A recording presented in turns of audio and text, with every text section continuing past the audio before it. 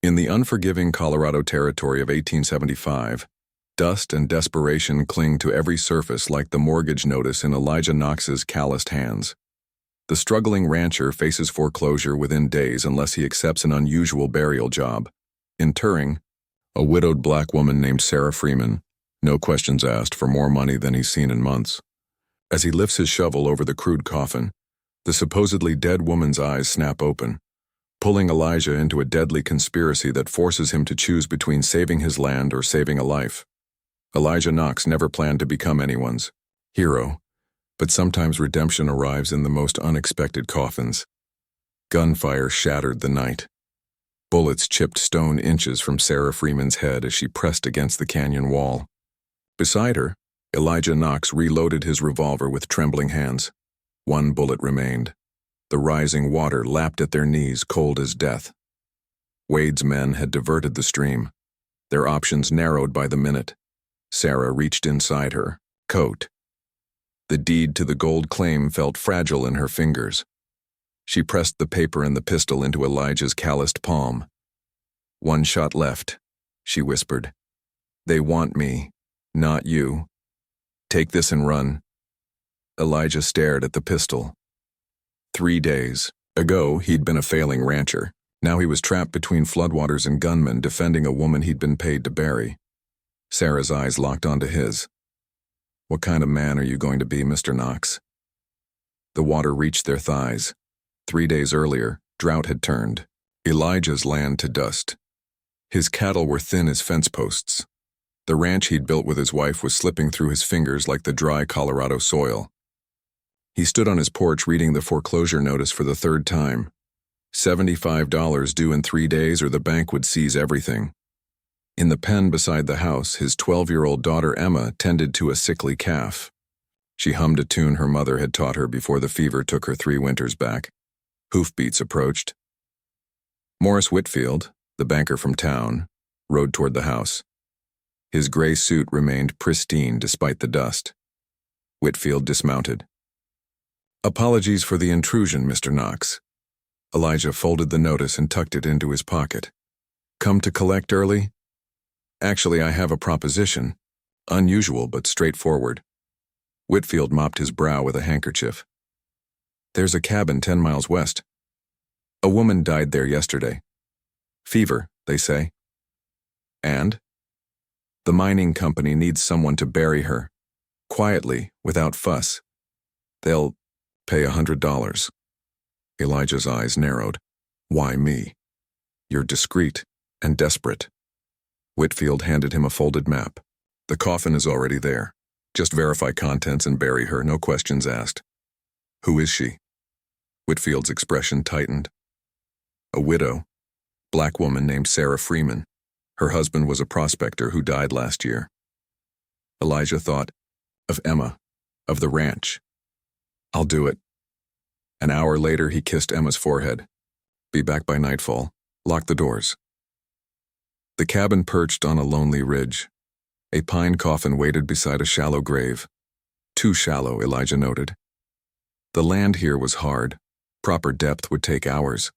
Company policy required verification of contents before burial. Elijah pried open the lid. Inside lay a woman in her 30s, skin the color of burnished walnut. Her expression seemed peaceful for a fever victim. No signs of decay despite the warm weather. Elijah lifted his shovel. The first earth sprinkled onto the coffin lid. Woman's eyes snapped open. Elijah stumbled backward, crossing himself. The woman gasped, clawing at the coffin sides. Her movements were sluggish, drugged. His first instinct was to run, but her eyes found his, pleading. "Help," she managed. "Please." Elijah hesitated. Then he reached down, helping her from the coffin. Her legs gave way and he caught her against his chest. "They poisoned me," she whispered. "Wade's men." "Wade? The mining baron?" She nodded weakly. "My husband found gold, legal claim. Wade wants it." Distant hoofbeats echoed through the trees. Sarah clutched Elijah's shirt. "They're coming back to make sure." Her voice strengthened. "They'll kill us both." Elijah glanced at his wagon, at the shovel, at the woman who should be dead. Here. Sarah reached inside her dress collar, withdrawing a folded document. My deed. Worth a fortune if I can reach Judge Hollister in the capital. The hoofbeats grew louder. 4 riders, maybe 5. Please, she whispered. I have money hidden. I can pay you. Elijah looked at the foreclosure notice in his pocket. At the coffin. At the woman who'd just offered him everything he needed. The decision formed like a stone in his gut. Get in the wagon, under the tarp. She moved with surprising quickness for someone recently poisoned. Elijah covered her with tarp and empty coffin planks, just as riders appeared at the ridge. Jonas Blackwood led them, a man whose eyes never matched his smile. The scar across his cheek twisted when he spoke. Finished already, Knox? Elijah leaned on his shovel, just filling in the last bit. Blackwood dismounted, glancing at the grave. Shame about her fever.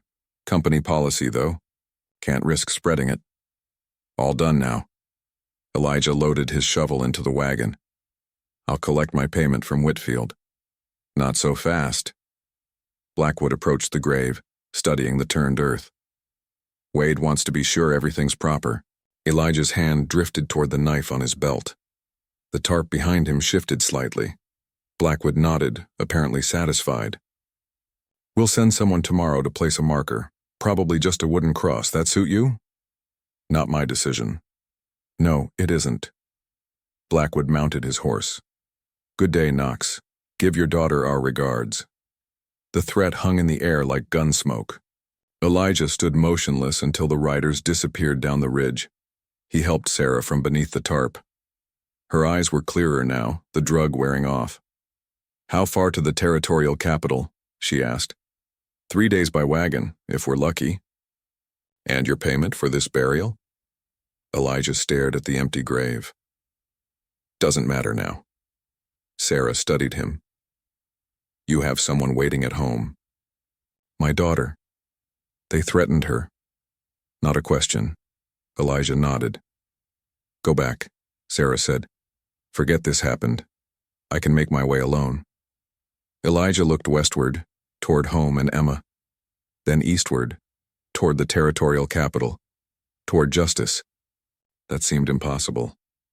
They'll be watching my ranch by nightfall, he said, and they know your face. Our only chance is reaching the judge before they realize you're alive. Sarah's expression hardened with resolve. Then we'd better ride fast, Mr. Knox. They left the empty grave behind as the sun began its descent toward distant mountains. Dawn painted the eastern horizon in shades of amber and blood. Elijah kept the wagon moving through stands of pine and across shallow creek beds. The main roads remained forbidden territory. Sarah sat beside him, her posture rigid. She hadn't slept. The poison still lingered in her system, leaving her complexion ashen. We need to stop soon, Elijah said. Rest the horse. She nodded once. Her fingers traced the edges of her hidden deed. Elijah guided the wagon into a sheltered ravine. As Sarah collected kindling, he tended to the exhausted horse. The animal's flanks shuddered beneath his palm. Sarah knelt by the small fire. They'll discover the empty grave by noon. We have a head start. Elijah didn't mention that Wade's men likely knew these mountains better than he did. She studied him across the flames. Why help me? The question had been forming between them since the cabin. Elijah fed a stick into the fire. I don't much like being used for murder. Sarah's hand slipped into her pocket, emerging with folded bills, $50 in crisp banknotes. She'd kept them hidden in the lining of her boot. For your trouble, she said. Something in her voice made him look up. Her expression had hardened. I found this. She held up the banker's payment envelope. Whitfield's neat handwriting spelled out Elijah's name and the burial instructions. Elijah's jaw tightened. You went through my things. While you slept. Her voice remained level. You were paid to bury me. I didn't know you were alive. And if you had? The fire crackled between them. Elijah had no answer that would satisfy either of them. Keep your money, he said finally. I made my choice at the cabin. She tucked the bills away, unconvinced. Trust was a luxury neither could afford. They broke camp before full daylight. The wagon creaked beneath them as the terrain grew steeper. By midday, hunger gnawed at their resolve. Elijah spotted a trading post ahead. A risk, but they needed supplies. Stay in the wagon, he told Sarah. Cover yourself. Inside the cramped store, Elijah gathered jerky, hardtack, and coffee. The proprietor, a grizzled man with tobacco-stained teeth, watched him with mild interest. Passing through? The man asked. Elijah nodded. Heading east. Dangerous times for traveling. The man gestured toward a notice tacked beside the door. Especially with folk like that on the loose. The crude drawing showed a black woman and a white man. The description claimed murder and theft. The reward was $500. Terrible business, Elijah managed. The proprietor spat into a brass cup. They say she killed her husband for his claim, then hired that fella to help her run. Elijah paid and left before his face could betray him. Back at the wagon, he showed Sarah the notice. Wade works quickly, she said. They're calling you a murderer. Sarah stared at the crude likeness. My husband died in a cave-in last winter. Wade's men collapsed the tunnel while he was inspecting our claim. Elijah studied her face. You saw it happen? I heard it. They didn't know I was there. Her fingers twisted the wedding band she still wore. I dug for 3 hours with my bare hands. She turned away, unwilling to display more vulnerability. Elijah didn't press further. Some wounds were too deep for words. They continued eastward as clouds gathered overhead. The coming storm matched the tension building between them.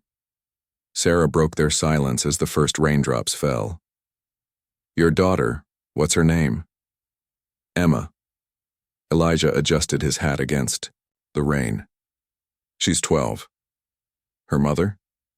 Fever. 3 years ago. Sarah nodded, understanding loss without requiring details. She's like her, Elijah added. Stubborn, smart, sees right through lies.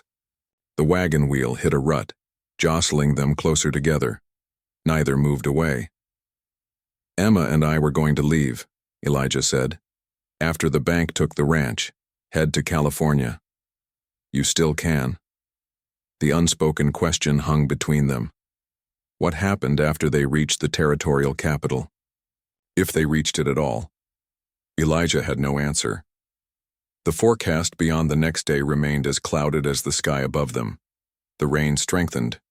They took shelter in an abandoned line shack as thunder rolled across the hills. The leaking roof forced them into a corner where dry boards still held. Sarah shivered despite the blanket around her shoulders. The poison's lingering effects, Elijah suspected. Or perhaps memories of a coffin meant to be her final resting place. Tell me about Boston, he said. Sarah looked surprised at the request, her first genuine reaction beyond caution and grief. My father was a freedman who taught himself to read, she said. He made sure I could, too. I was teaching at a colored girls' school when I met John. Your husband? She nodded. A geologist. The only white man who ever looked me in the eye when I spoke. Her fingers returned to the wedding band. He believed knowledge belonged to everyone. The rain drummed harder, keeping time with unspoken truths. What will you do? Elijah asked. After we reach the judge? If we reach him, Sarah corrected. Go east.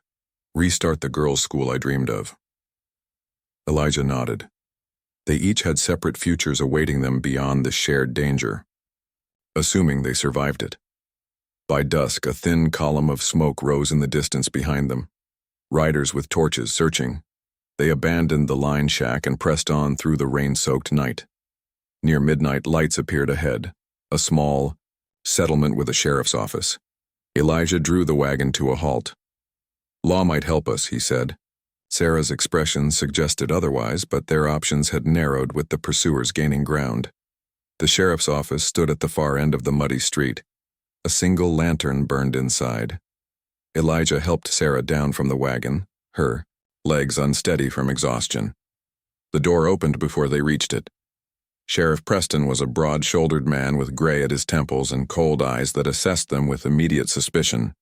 "Evening," Preston said. "You folks caught in the storm?" "We need help," Elijah began. "We're being pursued by Harlan Wade's men." Preston's expression shifted subtly. "Wade? The mining magnate? He tried to have me killed," Sarah said. "For my husband's gold claim." Preston gestured them inside. Elijah noted the man's careful study of Sarah's face against the wanted poster on his desk.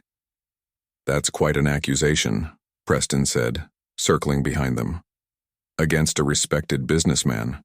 The door remained open behind them. Rain fell in sheets across the threshold.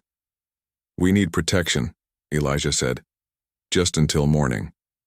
"Of course." Preston opened a drawer. The metallic click of a revolver hammer being pulled back echoed in the small room. "My cousin Harlan would want me to extend every hospitality." Elijah's blood went cold. Sarah's eyes met his in silent confirmation. They'd walked into another trap.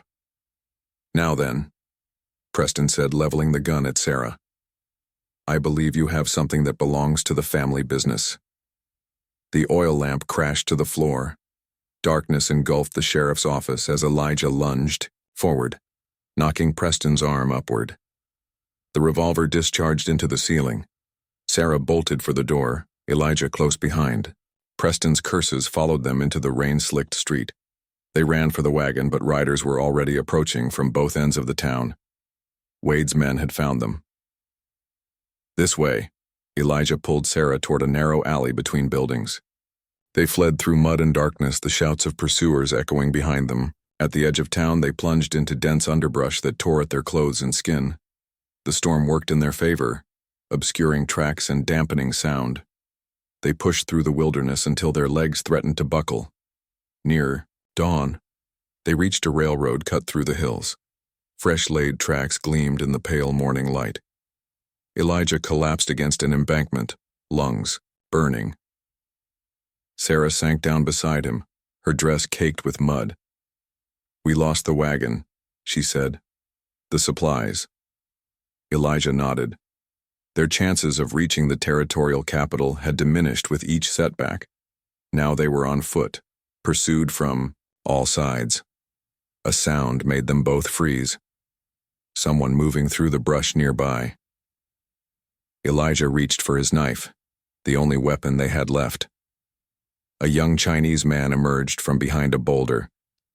He wore the rough clothes of a railroad worker, his face gaunt beneath his wide-brimmed hat. He studied them with wary curiosity. "You hide from men with guns," he said. It wasn't a question. Sarah nodded cautiously. The young man gestured them to follow. "Come. Not safe here." Elijah and Sarah exchanged glances. They had few options left. The stranger led them to a small cave concealed by hanging moss, just large enough for 3 people. "My name Lee," he said once they were inside. "Railroad company men look for me too." Lee was 19, though hardship had weathered his features beyond his years. He'd escaped from a railroad labor camp 3 days earlier. His wrists bore rope burns from his captivity. "They bring us from China," Lee explained. "Promise good pay. Instead, they chain us. Work until die." "Who runs the labor camp?" Sarah asked. "Wade Company own railroad now." Lee's eyes hardened. "Same men who take land take people too." Elijah stared at the young man. "Harlan Wade?" Lee nodded. "He buy men like cattle. Not just Chinese, prison men too. Anyone who cannot fight back." Sarah's expression tightened. The depth of Wade's corruption stretched far beyond her stolen claim. Lee offered them dried meat from his meager supplies. As they ate, he explained the secret paths through the mountains that only the railroad workers knew. Routes that could get them to the territorial capital, while avoiding the main roads. "I show you," Lee said. "But dangerous. Guards watch mountain. passes. "Why help us?" Elijah asked. Lee touched the rope burns on his wrists. Same enemy. They rested through the day, setting out at dusk. Lee led them along ridge lines and through narrow gaps in the rock where no proper trail existed. The going was slow but kept them hidden from searching eyes. Under a half moon, they crouched behind boulders as a patrol passed below. Wade's influence extended further than they'd imagined. He'd mobilized men across the territory, all hunting for Sarah and the deed she carried. "We rest here," Lee whispered once the patrol passed. 2 more days to capital. In the sheltered hollow of a lightning-struck tree they made camp. No fire, only shared body heat against the mountain chill. Sarah sat between the 2 men, her shoulders touching theirs from necessity rather than intimacy. "My husband believed this land had a future," she said softly, "that good people would outlast men like Wade." Elijah watched the stars through the broken tree canopy. Was he right? Sarah had no answer. The silence spoke for her. Lee taught them to find edible roots and berries as they traveled. He moved with the quiet grace of someone accustomed to avoiding notice. At a stream crossing, he showed them how to walk on stones to leave no footprints. On the second day, they reached a ridge overlooking a vast valley. In the distance, a plume of smoke marked the territorial capital. "One more day," Lee said. Below them sprawled a mining operation larger than any Elijah had seen. Men moved like ants around the excavation. Even from this distance, the guards' rifles were visible, glinting in the sunlight. "Wade's newest mine," Lee explained, "where they send men who cause trouble." Sarah studied the operation. "How many workers down there?" "Hundreds, maybe more in tunnels." The enormity of Wade's crimes expanded with each revelation. Not just a stolen gold claim or an attempted murder, an empire built on suffering. That night, huddled in a shallow cave, Elijah finally asked the question that had lingered since their escape from the sheriff. "The deed. May I see it?" Sarah hesitated before withdrawing the document from inside her bodice. The paper was worn at the folds, but the official seal remained intact. John Freeman's neat signature marked the bottom alongside the government surveyor's approval. "This is what men are willing to kill for," she said. Elijah traced the map portion with his fingertip. The claim encompassed a significant section of what was now Wade's primary territory. "Not just gold," he said. "This land controls access to the entire valley." Sarah nodded. John realized that too late. Wade needs this deed to legitimize what he's stolen. She returned the document to its hiding place. Her hand lingered over her heart, where her husband's legacy remained safest. At daybreak, they continued toward the capital. The terrain grew more challenging as they avoided the established routes. Lee led them along a cliff face with a narrow ledge barely wide enough for their feet. Sarah slipped. Loose stone crumbled beneath her boot. For a terrible moment, she teetered on the edge of a 100-foot drop. Elijah lunged, catching her wrist, his body anchored to the rock face as he pulled her to safety. Their eyes met as she regained her footing, something unspoken passing between them. "Thank you," she whispered. Lee gestured urgently for them to continue. They had lingered too long in the open. By mid-afternoon, they reached an overlook above, a frontier settlement. A telegraph office stood among the cluster of buildings. "We can wire Judge Hollister from here," Sarah said. "Tell him we're coming." The settlement appeared quiet. No obvious signs of Wade's men. A calculated risk, but one they needed to take. They descended into town as inconspicuously as possible. Lee remained in the trees as lookout while Elijah and Sarah approached the telegraph office. The operator, a thin man with spectacles, looked up as they entered. His eyes widened slightly at Sarah, but he maintained his professional demeanor.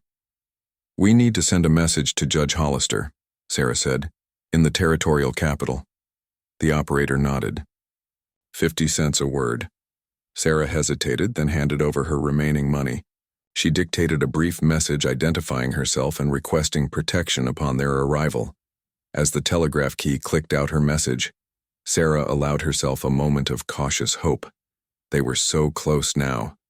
Outside, Elijah watched the street. Something felt wrong about the quiet town. Too still, too watchful. The telegraph operator finished transmitting. Message sent. Would you like to wait for a reply? Yes, Sarah said. Thank you. The operator smiled thinly. As he turned to his equipment, his hand moved to a drawer beneath the counter. Elijah saw it too late. The glint of a small derringer as the man raised it toward Sarah. $500 is quite a reward, the operator said. They fled the office as the man fired a shot into the ceiling. Outside, riders appeared at both ends of the street. The trap was sprung. Lee waved frantically from the tree line. They ran toward him as bullets kicked up dust at their heels. This way, Lee shouted, leading them toward a canyon behind the settlement. Wade's men pursued on horseback, driving them deeper into the narrowing ravine. The sound of rushing water grew louder ahead. They rounded a bend to find the source. Men had diverted a stream, flooding the canyon floor. The water level was rising rapidly. The canyon walls rose steep on either side. Behind them, riders approached. Wade's final trap had them cornered between guns and flood. The water reached their ankles, then their calves. Cold and swift, it threatened to sweep them away. Sarah's eyes met Elijah's across the rising water. The same choice they'd faced at the coffin now returned with devastating clarity. Survive together or not at all. Sarah handed Elijah her pistol and the deed. The flood surged past their knees, numbing cold. "One bullet left," she said. "Take this and run." Elijah stared at the gun in his palm. Beyond Sarah, Wade's men dismounted at the canyon entrance, rifles ready. "What kind of man are you going to be, Mr. Knox?" The deed felt weightless in his hand. Worth a fortune, yet nothing compared to the life before him. Elijah pressed both items back into Sarah's hands. "We make our stand together or not at all." Lee tugged their sleeves, pointing to a thin ledge cutting across the canyon wall. It offered a treacherous path around the gunmen, but only if they could reach it. "I create distraction," Lee said. Before either could protest, Lee splashed toward a jumble of boulders. He hurled a stone at the nearest rider, drawing their attention. Gunfire erupted. Lee ducked behind cover as bullets ricocheted off stone. "Go now!" he shouted. Elijah guided Sarah toward the ledge. The water fought their progress, now waist-high and rising. Sarah climbed onto the narrow path first, pressing herself against the rock face. Elijah followed. Lee remained pinned behind, the boulders drawing the gunman's focus. A bullet found its mark. Lee clutched his shoulder but continued throwing stones with his good arm. Inch by inch, Sarah and Elijah traversed the ledge. Below them, the diverted stream filled the canyon floor completely. Lee's distraction had given them the chance they needed. At the far end of the canyon, they dropped to solid ground and ran without looking back. The sound of gunfire faded behind them. They pushed eastward through the night, following the rising moon. Sarah didn't speak of Lee's sacrifice. Her silence said everything. By dawn, exhaustion claimed them. They collapsed beneath a lightning-struck pine, its split trunk offering meager shelter. "The capital is just beyond that ridge," Sarah said. Elijah nodded. So close now. Almost unbelievable after everything. "What will you do?" she asked. "After this?" Elijah thought of Emma, of the ranch he'd likely already lost. "Start over, I suppose." Sarah touched his hand. Brief but deliberate. "Not all is lost until we decide it is." They reached the territorial capital by midday. The squat government buildings clustered around a central square surprised Elijah with their ordinariness. He'd expected something grander for a place that held such power over people's lives. The courthouse stood at the square's eastern edge. As they approached its weathered steps, Sarah smoothed her tattered dress. Some habits of dignity persisted beyond all hardship. Inside, clerks and lawyers moved through the corridors with practiced indifference. Sarah approached a harried-looking man at a desk. "We need to see Judge Hollister immediately." The clerk barely glanced up. "The judge is hearing cases. You'll need to wait." "Tell him Sarah Freeman is here." "About the Freeman claim." Something in her voice made the clerk look up properly. He studied her face, then Elijah's. Recognition dawned. "One moment," he said, disappearing down the hallway. Minutes later, the clerk returned with a court official. They were escorted past the main courtroom to a private chamber. Judge Hollister was younger than Elijah expected, barely 40, with intelligent eyes and a trimmed beard. He rose when Sarah entered. "Mrs. Freeman," he said, "when I received word you were coming, I hardly believed it. The report said you had died." "Nearly true," Sarah replied. "Not from fever, but from poison." She placed the deed on his desk. As Sarah recounted their journey, Hollister's expression darkened. When she described the labor camps and Wade's other crimes, he began taking notes. "These are serious accusations," he said when she finished, "against a powerful man." "Every word is true," Elijah added. "I witnessed much of it myself." Hollister studied them both. "I knew John Freeman, an honorable man. His claim is legitimate and properly filed." Hope flickered across Sarah's face. The first real hope Elijah had seen from her. A commotion outside interrupted them. Voices raised in the corridor. The door burst open. Harlan Wade entered, flanked by Sheriff Preston and Banker Whitfield. Wade was tall and substantial, dressed in an expensive suit that marked him as clearly as a crown. "Judge," Wade said, "I believe you have my property." Hollister stood. "This is a private meeting, Mr. Wade. This woman is wanted for theft and murder." Wade gestured toward Sarah, "and her accomplice for aiding her escape." Preston moved to grab Sarah's arm. Elijah stepped between them. "The deed is legally hers," Hollister said. "Filed and registered last year." "A forgery," Wade countered. "Her husband sold his claim to me before his unfortunate accident." Sarah's spine stiffened. "John would never sell to you." Wade smiled without warmth. "Banker Whitfield witnessed the transaction. Didn't you, Morris?" All eyes turned to Whitfield. The banker's gaze flicked between Wade and Sarah, then settled on Elijah. "Actually," Whitfield said slowly, "I did not." Wade's expression hardened. "What did you say?" "I never witnessed any sale." Whitfield straightened his shoulders. "Wade threatened my family unless I arranged Mrs. Freeman's burial. I never believed Knox would actually do it." The admission hung in the air. Wade's hand moved toward his coat. "Furthermore," Whitfield continued, producing a leather portfolio, "I have documentation of Wade's other practices. Falsified deeds, workmen who disappeared after injuries." Wade lunged forward, pulling a derringer from his vest. The small gun aimed at Sarah's heart. Elijah moved without thinking. The gunshot cracked through the chamber as he stepped in front of Sarah. Pain blossomed in his chest. He staggered backward into Sarah's arms as court officials tackled Wade to the floor. The next hours passed in fragments for Elijah, the doctor's concerned face, Sarah's hand clutching his, the cold sweat of fever. He awoke in a hospital bed. Sunlight streamed through a small window. Sarah sat beside him, reading from a newspaper. "Wade has been arrested," she said when she noticed him watching. "The territorial governor ordered an investigation into the mines, dozens of men freed already."